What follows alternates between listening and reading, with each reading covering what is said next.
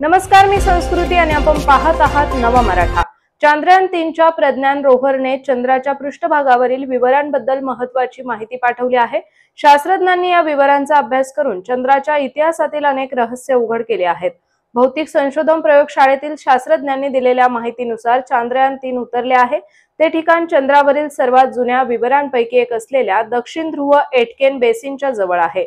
वैज्ञानिकांनी या विवरांचे विश्लेषण केले असता हे सुमारे 3.85 अब्ज वर्षांपूर्वी नेक्टेरियन काळात तयार झाले होते।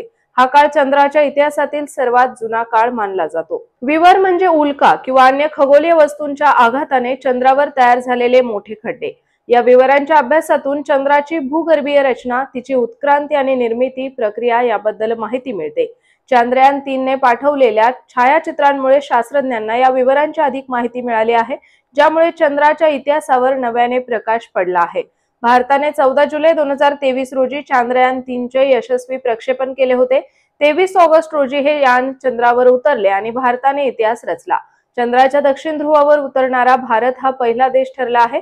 चांद्रयान-3च्या माध्यमातून मिळत असलेली माहिती चंद्राच्या रहस्यमय जगाला समजून घेण्यासाठी अत्यंत महत्त्वाची आहे।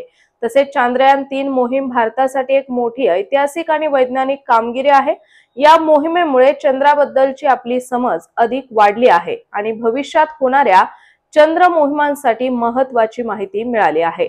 तर अशाच माहितीपूर्ण बातम्यांसाठी चॅनलला सबस्क्राइब नक्की करा।